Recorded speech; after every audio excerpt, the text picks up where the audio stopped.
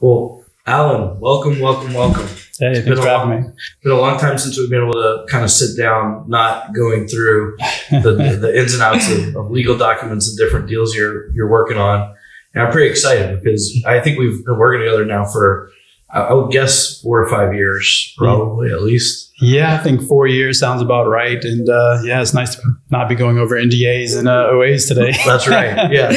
And, I've just been fascinated about what y'all are doing since the beginning, because, you just have quite an amazing company, and working with you has just showed me like a ton of incredible traits that I think, entrepreneurs need to succeed. And so, before we get into the nitty gritty of the business, one thing I've never even asked you about is, where are you from? How did you, get to where you are now?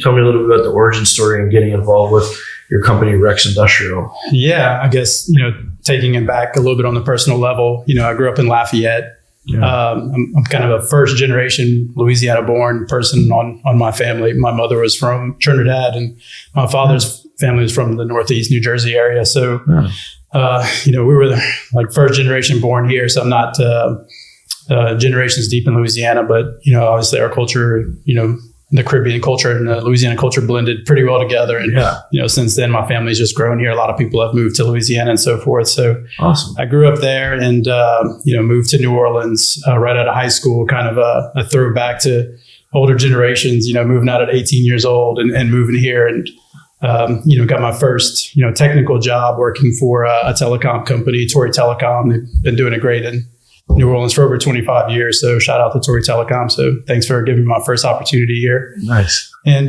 lived here until Katrina and, started off at Delgado Community College. I didn't go to college right out of high school. I started when I was about 24.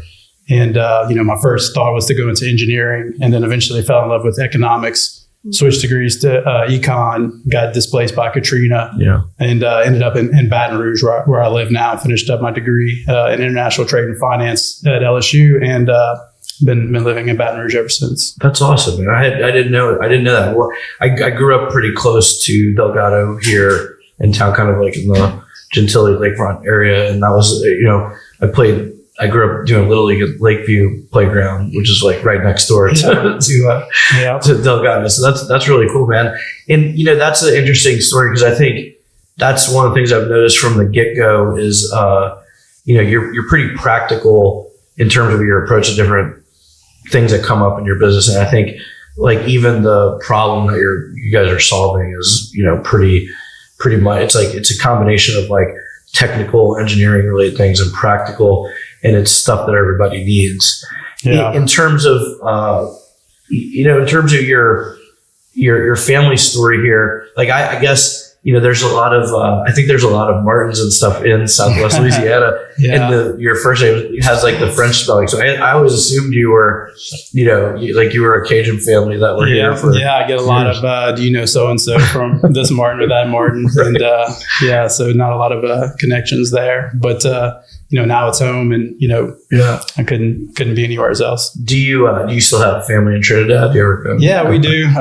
Like over time, people have moved to Singapore or to the States, but we still have some family there, uncles and aunts. That's great, man. And then what's it been like? Was it a big adjustment moving from New Orleans to Baton Rouge after Katrina? I know Katrina, I was here for that, affected everybody. Yeah, but I think, like you said, I took a pretty structured approach to it, switching universities and making sure I didn't lose much time, switching companies, went from telecom to oil and gas, and, just really wanted to not miss a beat. So continue on with my education, continue on with work, and just, and not, not get held back by, the things that were happening. And what about Rex Industrial? When did the light bulb go off and something sparked? You said, I got to do this next thing, and tell everybody, what it is that you're doing with Rex.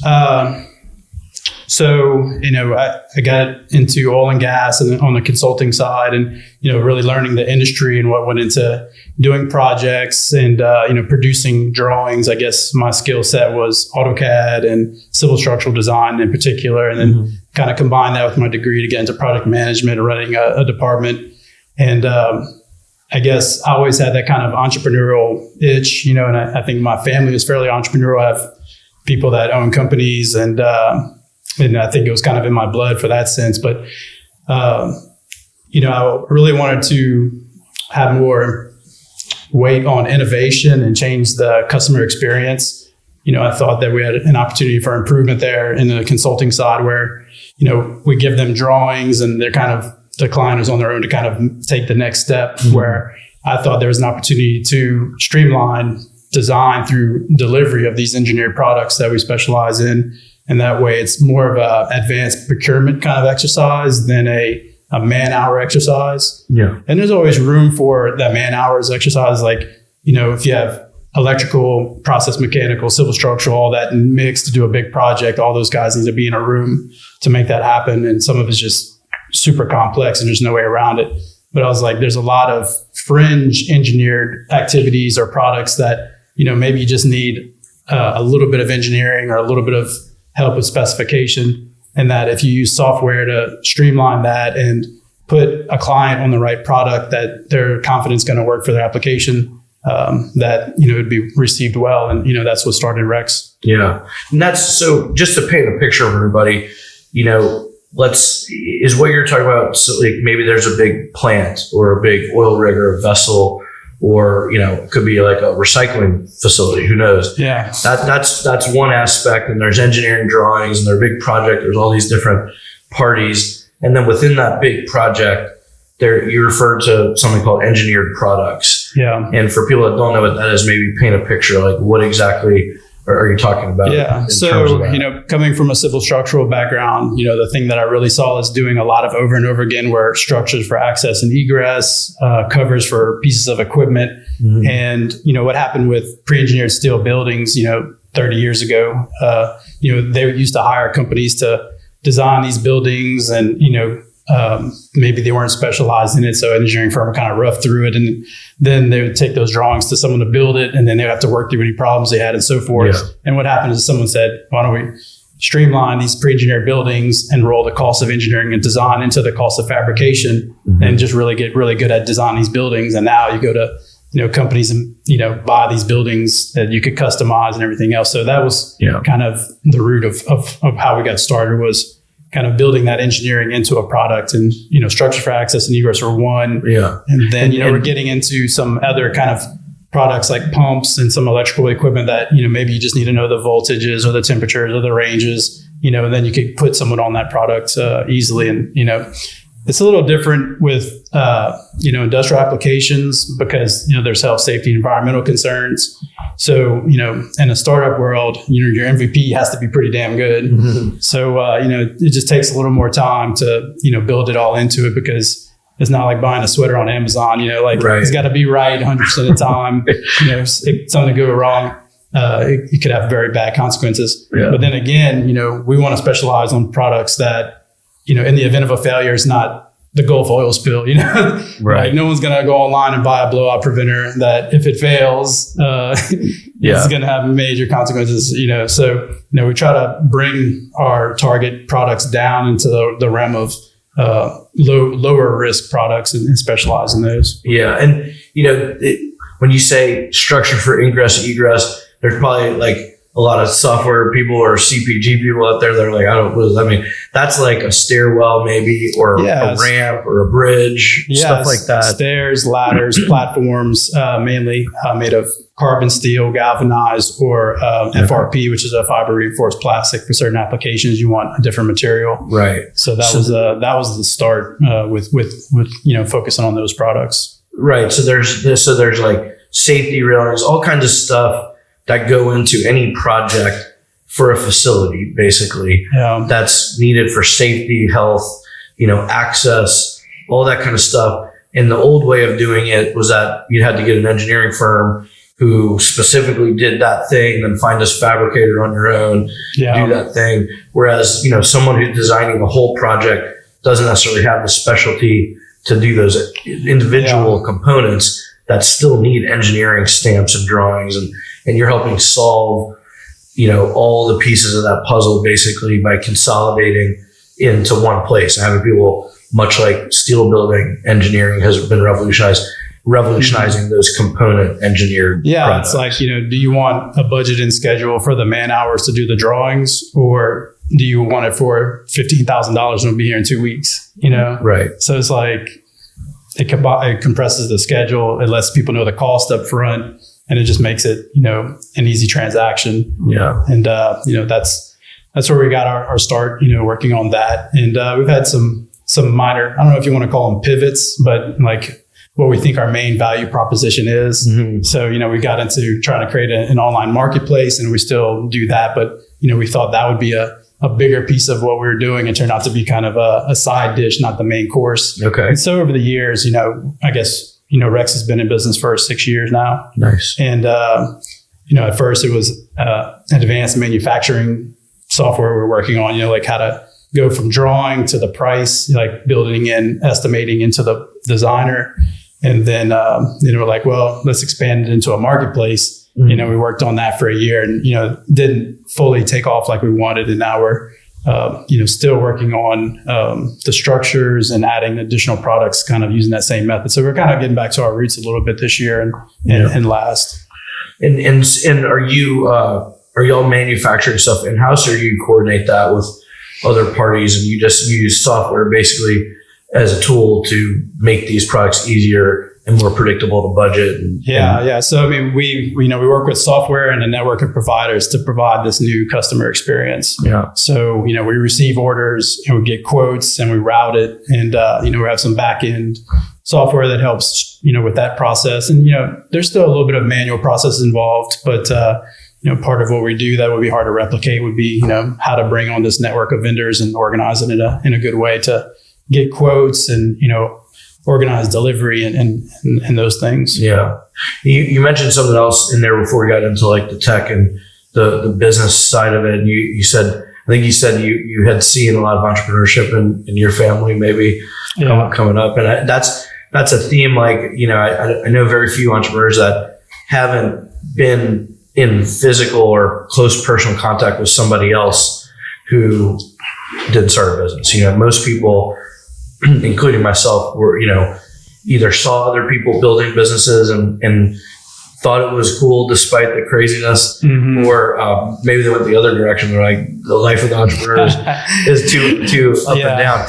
Tell me a little bit about, your exposure just to the idea of like, man, I want to have my own thing one day and really go for something. Well, the entrepreneurial gene, I guess, if you call it, and you could be, an employee for a company and be entrepreneurial. Like the companies I worked for in the consulting world, I always took on side projects of, organizing libraries of reusable data or, trying to have a multiplier effect on a tool or something like that we could use as a company. So, even working for a company, you could be entrepreneurial, but, eventually if you have the confidence to do it and the guts, you kind of just have to take that step. But, being around a family that has that experience, like it'd be difficult to know that realm of possibility unless you were exposed to it via your family or through a mentor or, through even an employee or employer. Yeah. Yeah. It's hard to, it's a mindset, right? I think you have to be able to look at the world in a little bit different way and believe you can kind of create something out of nothing, and you're not going to end up on the street. Yeah, I mean, the odds are against you. The statistics show, 8 out of 10 fail or something like that. But you have to be, you have to have the goods for one, and you have to almost, I don't know what the word is, confident enough to be like, I'm not going to be the 8 out of 10. I'm going to be the 2 out of 10 or the 1 out of 10. But at the same time, the statistics don't look good. So you still have to push through that. And when did you ever, growing up or anything, did you ever help out family businesses or hustles or anything? I mean, not anything in tech, some of my first memories were like, getting a wagon of vegetables and like walking around the neighborhood and selling them. So, the sales, sale, it's there. You gotta, the sale thing just, never really ends, it cures a lot of ills. And, you meet some entrepreneurs and they're like, oh, I hate selling. I'm like, you better have a good co-founder that sells. Yeah, for sure. Well, that kind of like real experience to interacting with people, you learn so much in that process. And I think there's a lot of entrepreneurs that, maybe have less life experience that find the entrepreneur game kind of shocking, and they don't last that long a lot of times because, they're not used to maybe rejection. Number one, they're maybe not used to the kind of vulnerability that you need is both vulnerability and courage to like get out there in front of somebody and ask them for money or ask them to join your team and take a risk from you. And, unlike in school, I think where all that can happen is like, you don't get the grade you want or something, like, you understand the real consequences of not succeeding if you've been around that from an early age, maybe, And, being a little older as an entrepreneur, like, you have a family, you have obligations, and the stakes are very high. Yeah. And so you can't be afraid because you just don't have the time to be afraid. Yeah. And, how do you deal with, how do you deal with that stuff? Like, or do you have hobbies and interests that help you, just not think about the stress and things like that and the consequences? Or do you have, people in your friend or family group you lean on more than others? Like, usually there's a lot of people and things behind all the business stuff. Yeah. And I always find that fascinating to hear how people. Yeah. I mean, I think an entrepreneur, like your tolerance for pain has to be real high. Like your tolerance for being uncomfortable, your tolerance for dealing with stress and like pushing through it. Like I do try to like, speak with people around me and my family, and my wife in particular. But you want to sleep well. Like don't pull all-nighters all the time. Like, 'cause you're just stealing from tomorrow. You want to exercise. Like we talked a little bit about tennis and golf, have a hobby. But in truth, like in the hard years where like we're really pushing, like all that, it was work. Work was it. Work, sleep, work. And try to be there for your family, be present when you're with your family, be present when you're at work. But, you just kind of want to minimize the burnout, or try not to get to that point where you just don't have any tread on the tires anymore. Yeah. But you always go to the edge and you bring it back, and then, you're pushing that boulder and eventually the boulder starts to roll. And then you start, like, okay, I could do some self-care, maybe get a massage or do some yoga or whatever you want to do. But, unless you're went through that grind, maybe for some people it's really easy and that boulder starts rolling really quickly. It probably depends on one, how much experience you have. Second time entrepreneurs or second time founders probably get that boulder rolling a little easier. Yeah. And, if your ideal is really good and the timing is just right, maybe that happens. But industrial tech, is challenging just kind of in itself. But with that challenge comes, a lot of great potential upside. Yeah. Well, the boulder analogy is a good one. I've often used the analogy too of like, a CEO entrepreneur is usually kind of like someone on a raft going down a river, and you're looking at the short-term obstacles and the branches to like not get snagged. You're looking at the further down path to make sure that there's no waterfall that you make off the edge. Yeah. And it's a combination of short and long-term vision. And, I think if I accomplish anything with talking to people in this format, I think part of what I'm trying to do is maybe help people come to grips that are getting into entrepreneurship with, align the expectations with reality more. So I've worked for some of the biggest name brands in the tech world. I've helped a lot of people grow and exit and been a part of a lot of these journeys. I have yet to come across the one where everything just like snapped in a line. Yeah. And, even this week I've talked to a bunch of people and asked them, tell me about, do you know anybody that just like somebody just liked them and then it worked out? And there are those stories, no doubt. Yeah. I just don't think that there's that many of them.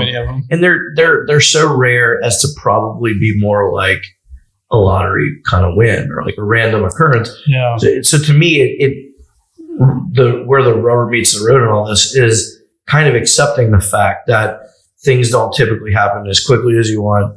They don't happen with like the perfect partners. Like that is also, kind of a myth. Of course. There's a lot of trial and error, and doing this is really accepting imperfect people and things and then adjusting your expectations. Right. Yeah. So it's good that you say it, because I mean, that just come through to me and working with you all the time. And I think, that's a lot of entrepreneurs could benefit from that lesson of, it's not really a straight path. You have to have the ability to make adjustments and do what the business needs to do to survive and get better and learn from mistakes. Yeah, definitely. I mean, it's kind of a tough situation. If things start not going directly as planned, you have to start making more contingencies. And then that contingency also takes time and energy away from your runway. So if you're not well funded, like, Rex was lightly funded, and we could talk about, some of the pre-seed stuff we did. So we got some injection of capital, and it definitely helped. But, if you're invested in a marketplace, and, that doesn't start working. So you have to start making a plan for, how to make your money last or how to break through in sales. And you're on a time limit, So the more time and energy you spend making contingency plans because something's not working, as you said, it kind of also takes away from that runaway. So it's tough to, you hear stories of people getting super well funded, and I'm like, wow, you could make some mistakes or invest in something like, maybe if we had invested, 9 months into this effort instead of 6, maybe that in that last 3 months we would have broke through where we thought. Yeah. So, there's that long-term, short-term vision, like you said. It's like, what can we do today? And then also looking at, which is typically your runaway, like, what's going to happen at the end if we run out of money, so to speak. Let's dig into that. So I've seen a lot of founders and entrepreneurs, number one, think, I have this great idea for a marketplace. If I build the marketplace, they're going to come. Yeah. Is that true? Well, I think there's some things, so a marketplace, and there's some people trying it and doing it in the industrial world. Mm-hmm. But I think it really comes down to a challenge. The less easily consumable your product is. Like if you read stories of people doing like a motocross marketplace where people are selling, equipment, helmets, and bike parts and things like that. Like, that's kind of an easily consumed product. And it's just easier to do a marketplace from like that. When you put a product online, it's, electrical or a pump or a valve or something like that. There's like a lot of inspection that has to go, QA, QC that goes along with it. So it just doesn't really gravitate towards a marketplace. Yeah. And, in general, I think you probably noticed, like, you have to drive at least two sides. You might have a multi-sided marketplace, but if it's a two-side, you really have two customers then, the buyers and the sellers, and you have to tend to them at the same time you manage the core business. And you ultimately need tons of resources and time. You can't just build a marketplace and everybody comes to it on their own. I've never seen that happen. I could be wrong. There could be one out there. Yeah, I think if the product is more easily consumed, I think that really helps a lot. Yeah. But also, like in the industrial world, sometimes you have to get on vendor list and get on approve this and approve that. So it's more friction there. And that friction takes time and energy and so forth. So it's just a tougher road. Plus, like, our average transaction is $35,000. It's like for that money, people will drive to your house and sell you something, Right. So, it's interesting in the tech world and startup world, like our high LTV of our clients actually almost kind of hurts in a sense, because there's fewer of them, they're worth more, and there's just fewer of them. Yeah. Where it's a typical, venture-backed company has, they're trying to get a small amount of money from a ton of people that they could that could reach digitally around the world. Yeah. Where we have like, really high value clients that, you have to get on vendor lists and get approved from. So it's a longer sales cycle and they're just worth more. Yeah. So that's part of the challenge with industrial and VC. Yeah. And I think even for CPG companies or regular software as a service companies, it's getting harder and harder to get digital customers. And, none of these companies that have become gigantic did it overnight. It all took time. So if people are out there, I want to hear about the people that did it easy with barely any money, that it just worked, because I would love to hear that story so we can try to learn from it. I think even then it's like, they might have the problem where it's moving too fast. Yeah. Then they don't know they can't scale, or they get over their skis on orders or something like that. Yeah. And, we had something almost like that coming out of COVID. COVID was kind of I hesitate to say the C word, but it was like it was a beginning, a middle, and an end. Like going into it, we had a lot of momentum, and you were like, oh, this is not hurting us. Mm-hmm. But then we saw that the lack of our ability to get in front of clients, started to show its face like 9 months into it, and they were like, oh man, like things have really slowed down. And then it was kind of just delayed demand, and then when COVID started coming out of it, then all of a sudden it kind of hit us like a wave, and that propelled us into the end of last year and into this year. Right. Well, that's great. And, you touched on it before, but especially in our region, there's lots of people at events and thought leaders they all want to know, like, what can we do as an area? We have all this experience in industrial, technology, and a lot of people think that's the next frontier for investing, really.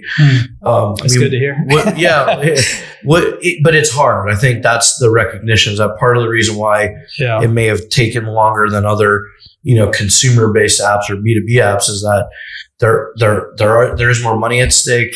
There's a big trust factor on a personal relationship level. What do you think first about like industrial tech as an area of focus? I mean, tell us about your long-term belief why, and a company like Rex like inevitably grows because this is just a key thing. I think it's really just all about value add. Like, you can't just have a site and put a product on it and say, come get it. You have to like help the user get to the right decision by, having industry knowledge is critical. You can't just roll out of bed and start an industrial tech company. Like I was in industry 15 years before, I started Rex. So it's probably a young man's game, so you're probably, have an experienced person who knows industry very well and is able to say, how can I take links out of this chain? Like paperwork is getting passed from this person to this person, or money's being passed from this person to this party to this party. Mm-hmm. Like, how can you take links out of that chain and get, the client to the end results that they want with confidence? So it's just, value add, like, am I getting them out of 3 meetings? Am I getting 15 emails out of their inbox? Mm-hmm. We developed an app where it was like, you could track your product, and they're just like, we don't want to track our product. We want to order our product and know it's going to be there when we said it's going to be there. So like, it's one of the things we try to do, like on the innovation side, like, they're going to love this. You press this button, you can see where your product is at in design, fabrication, delivery. And they're just like, tell me it's going to be here in 4 weeks. Have it be here in 4 weeks. Yeah, right. And that's it. Like, I don't want to check my email. I don't want to check my phone. I don't want to go to another meeting. I don't want another phone call. Don't freak me out, basically. So, the convenience thing, it's the convenience and customer experience is something you don't hear a lot of in industrial. So, that's also, a big part of what we're doing. Yeah. So you can't just throw tech at the problem. There's got to be a connection and understanding of the customer, and then validation. Like, they're using it.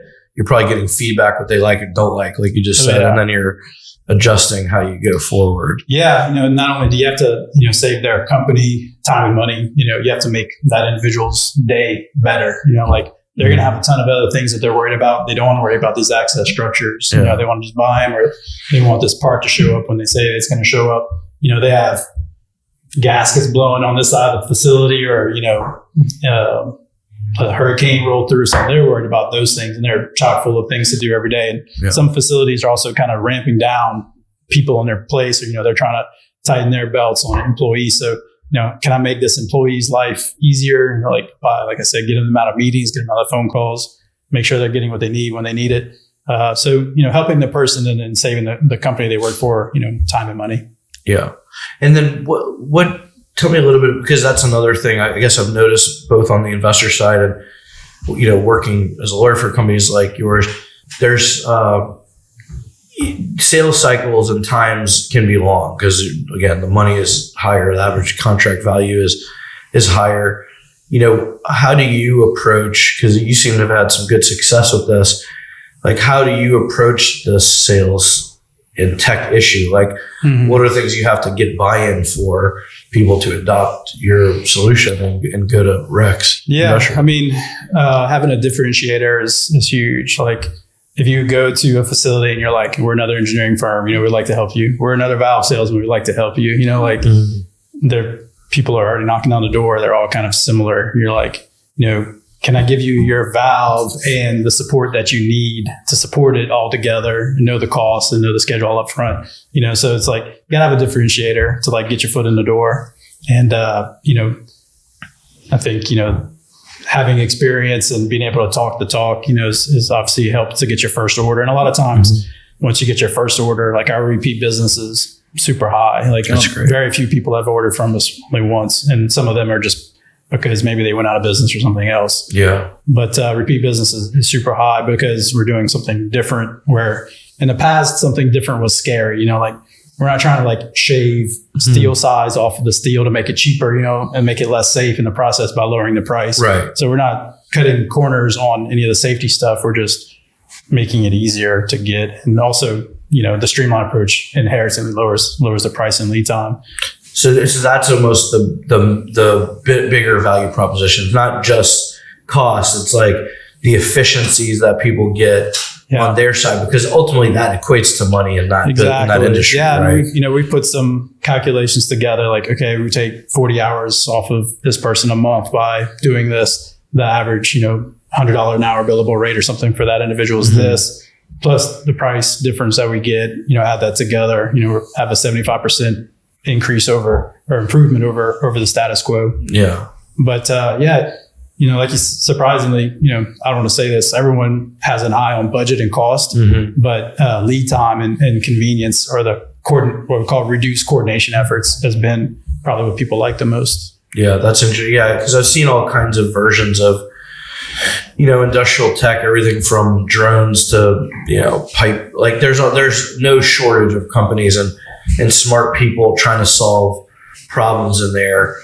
Sometimes though, I see companies in this space and I'm like, ultimately I kind of conclude about it. You're probably making something better, but is that really solving the main pain point of the customer? Yeah. Like undoubtedly your sensor is doing better than maybe what you can do now, but is that solving the main pain point or not?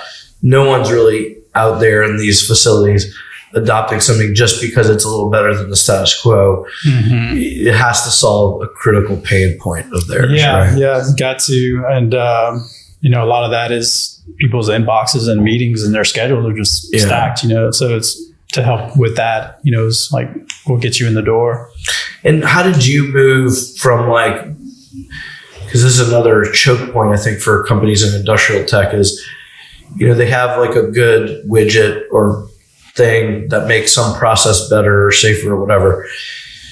They have trouble getting adoption from the first couple key customers. And so they're always in this test phase that they can't seem to get out of. Yeah. And I think that's one of the hardest problems in a business, like a tech business to solve. How did you approach it and get out of it? That's a great point. I mean, I feel like I owe my first clients like a piece of the company. Because we worked with Entergy was one of our first clients. And, truthfully, it's people that already knew me from my professional career. I did a great job for them on a project, so they gave me an opportunity to show what we could do. And you can't muck it up, regardless of how much they like you, you'll be out on your ass right away if you're late or unsafe or don't deliver what you promised. So I was able to help. What helped was my previous relationships to start. And then this facility heard about it from this guy, and then, it kind of grows from there. We've done, very little, marketing on digital. And we do a few AdWords, we do LinkedIn. We don't do Facebook. I just don't think it's very industrial facing. We haven't done many trade shows or anything else. It's been this guy heard about it from this facility, and, we've been able to grow, from those referrals. Right. That's great, man. Yeah. And again, I think I know there's a bunch of investors in my network I'm close friends with. In the case of one of them, a guy I used to work with in Silicon Valley, there's certainly some big name investors that have come into your seed round. And, what do you hear from them about the sector and where they think companies should go or are going in this kind of industrial tech world? Well, I mean, we talk about the venture landscape in general, you know, like what's the deal flow looking like, you know, who's investing. And obviously that's kind of tightened up with interest rates a little bit recently. But, you know, everybody wants a scalable product, obviously. So, you know, there's a lot of people, you know, trying to do XYZ marketplace for, you know, niche steel marketplace or some kind of niche, you know, software. So I don't really know exactly who's doing well, you know, across the board. Yeah. And do they ever give you any of their opinions? Like, I'm investing in this area because of whatever reason, or because again, I think there's definitely a and I'm not trying to get you to call anybody out or anything, but you know, I think there's a lot of conventional wisdom, like, oh, if you get these big funds, there's immediately like a lot of interaction and value add, and you know, I think you've gotten some really good interactions with folks, and so, you know, what's it like for people that are hoping to get a seed check from, you know, well-established fund? Like, what kind of interaction level should they expect? Yeah, it's kind of funny, like being a first-time founder, you know, and of course you always hear the stories about the big exits and things like that. And you just think, when you start, you're just like, oh, I just have to have an ideal and money's just going to come to me. And that's just not the case. I mean, I think if you had a really successful exit, I think your raising funds is going to be much easier. You could probably do it on an ideal and a, you know, napkin or something like that. But, you know, Mucker Capital is one of, you know, our biggest pre-seed investors, and they were specific for what they call like blue collar tech. And, you know, when we met them, you know, we had, you know, like almost $1 million in sales already. We had a working MVP. So I guess what I would say to early founders is, like, you're gonna have to do a lot of the dirty work kind of early on your own. You have to get like a little bit of product market fit. You might have to have your first client or two. You definitely have to have a working demo, you know, having deep industry experience. So all those things are pretty important in getting your first kind of investment. You know, I think it'd be very difficult unless you're just a fantastic talker, which I'm not. You have to have just a lot of check a lot of the boxes, you know. Yeah, I mean, that's just a misplaced expectation, in my opinion. And again, I could be wrong. There are some funds out there and some founders out there that can raise money without a product and a working thing, but it's so rare as to be a lottery ticket. The truth is, I mean, I think, you know, my law firm does 50 to 60 venture angel deals a year, which is a lot. That's like more than a lot of busy partners in Silicon Valley. I just never see people raising money with nothing, like where they're just like, I read a blog that said they invest in people and that, you know, they're paying people not to go to college, and that is just not really the case very often. There are exceptions to that general rule, but I think where I see the most like frustration, particularly in our market, and it's not just the startup companies. I think there's a lot of leaders or groups too that they just don't know that, like, there aren't that many investors that just give great people with ideas money. Yeah. That investors have these obligations to their investors, their limited partners and LPs, to invest on the basis of some evidence that what you're doing is working. Sure. And sometimes the evidence is you have to have like at least $1 million in revenue. And even then you don't get like millions of dollars. You get, you know, 6 figures if you're lucky, or 5 figures. You get 50,000, sub 100,000. But you can do a lot with that money if you run a business a smart way. And then, you know, as you develop methods for scaling and, you know, a playbook for either unlocking new markets or new customer verticals, or if you reach a penetration level in a kind of product or something, then people start going, okay, they've figured out something here. They can kind of replicate it. Now I'm ready to give them more money to pursue. You know, as the founder, you know, have grit, you know, also as well. And you probably won't get to those other milestones if you don't. But before we move on, like the whole ease of accessing capital, you spent some time in Silicon Valley. Like, I've heard of people being like, you know, I'm moving there, you know, like they think if they get geographically in that region that it's going to help. Do you think that helps? I think people, you know, most of the time, the way I approach a lot of this stuff is by trying to show people some facts and some data. And if you go, the Bay Area, so the Silicon Valley, San Francisco Bay Area has around 8 million plus people. And, you can do the math and see how much money there, how many people are there. And you could probably quantify your odds basically to some degree of how much more or less likely you are to get capital there. It was a conscious decision for me to come back home and try to get in this area because it was apparent for me that, when I went to like the first couple pitch meetings and back then, I think, in the 2010, 11, 12 era, the startup scene was more startup-y. It's changed a lot. There's good and bad about the changes, but I could go to an event and out of 3 companies, I'm like, 2 of those are fundable. Like the founders know what they're doing. There's stuff happening. So for me, I said, I think the better odds for me long term are that these markets outside of Silicon Valley are going to get more and more attention, that people are going to start devoting more resources to companies, especially in cities like New Orleans that have a history of actual economic powerhouse areas. Like there's a lot of stuff here that's an underutilized asset. So I think if you really know what you're doing, you have a really good plan and idea, I think your odds, assuming you get to the right channels, are probably better here. Really? The exception of that is if you went to, certain Ivy League schools, or maybe you were within some of these organizations that were venture backed and you have real connections that give you a leg up, which again, you can calculate kind of the number of people in that position. Right. Let's say you're the first 100 of all of the companies that exited in the last 20 years.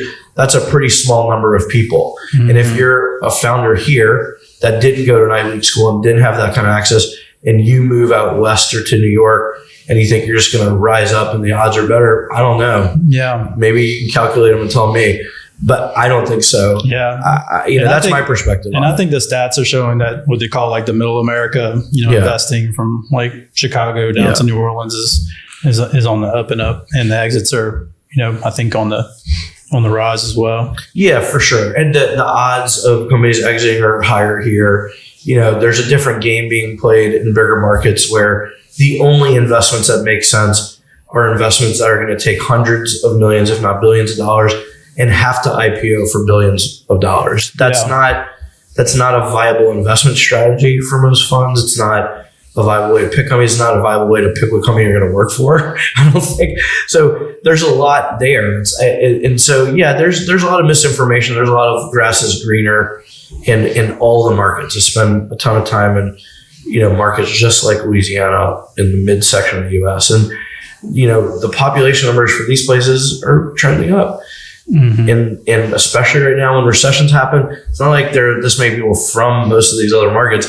They're all from other places. They move to California while things are great, and they move out when things are not great. I've seen that firsthand. So to me, on a long-term strategy, if you accept the premise that these other alternative markets have places to grow, which I believe, then it's a good place to invest. If the odds of companies exiting are higher, I think it's a great place to be a founder and an investor.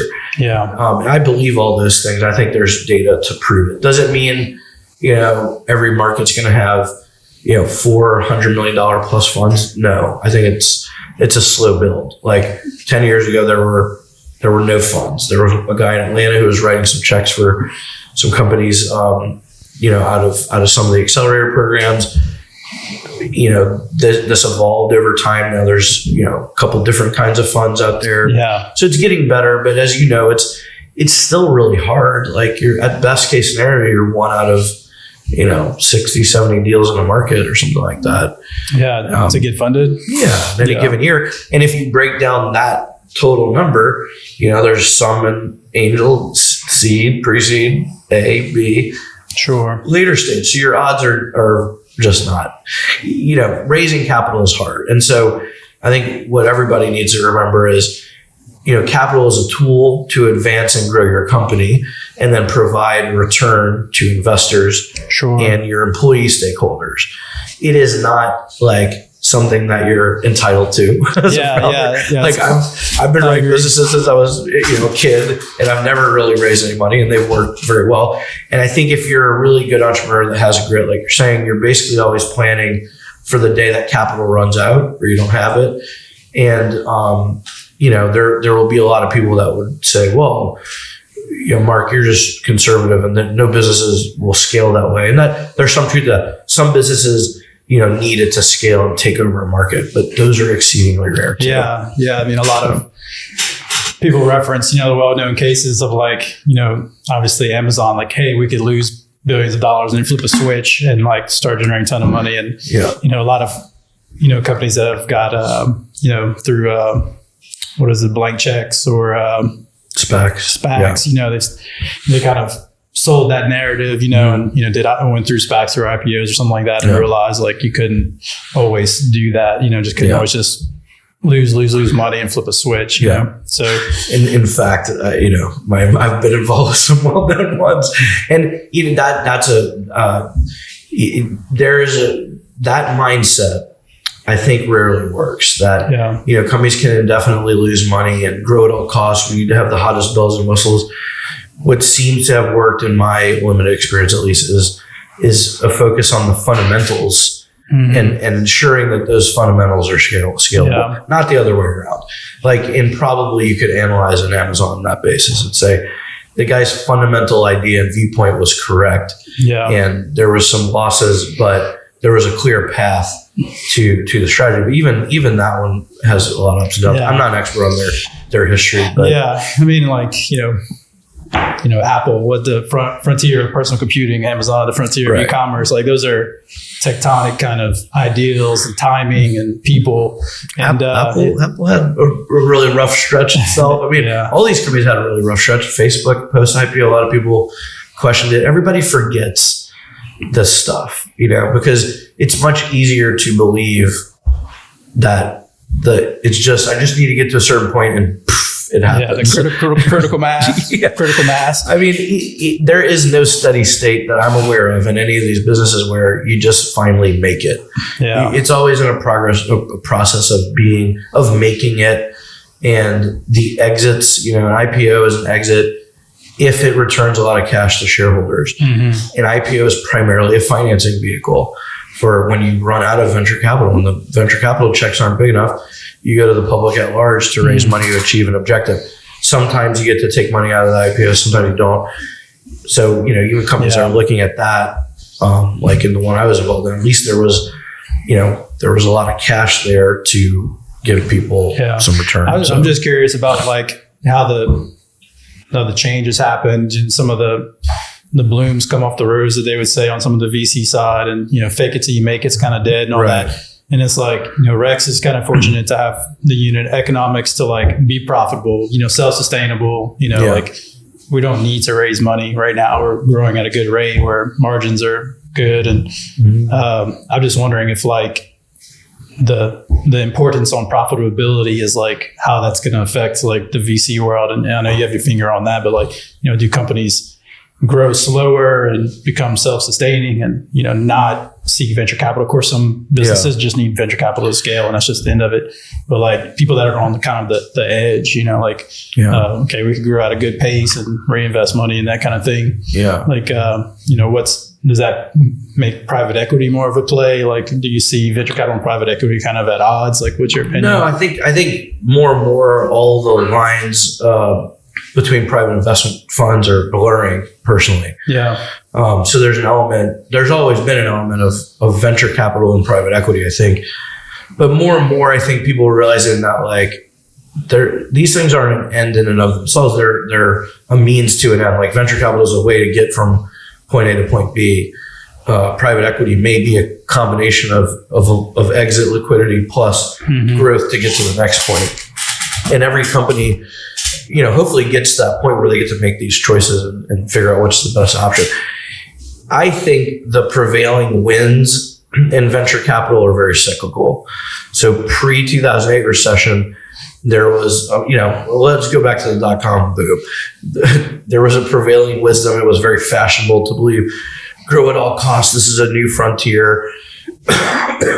And a lot of people start believing that. And I think that a lot of people that make decisions really are kind of laughing at everyone that jumps onto that bandwagon, while secretly they're ensuring that their portfolio is fundamentally sound, right? Yeah.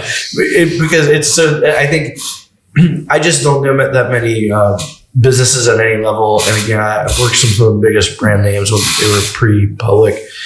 I never saw like insanity that paid off long term. This is a long term goal, but every 10 to 12 years or whatever, it seemed to be the case that the venture market gets frothy and people start, more and more people are getting into it. Yeah, and it's popular now. Like there's Shark Tank, and everybody knows what venture capital is. That wasn't the case when I first started getting involved with this stuff, really. So I think there are times when there's a lot of money and everybody's trying to figure out how to make money. Interest rates are low. You can't do certain things. So you get into venture capital and people are just grabbing onto like high level blogs and they fancy themselves big thinkers. I tend to be just a more practical person. I think that this has always been about, businesses, even if they are losing for many years in a row, do they have the ability to flip it? But I think if you're an entrepreneur where that's your strategy, like I'm gonna have no path forward, then you're shooting for the moon. You need access to like mega big funds. Yeah. You have to kind of know that program, have some credibility like in the financial world to be able to pull it off. I think it's really hard to just like roll out of bed and be like, I'm going to build an Amazon. You could do it. I just think it's really hard and the odds are against you. Yeah. I think a more sane strategy seems to be. So I won't change my view if it's hot or cold.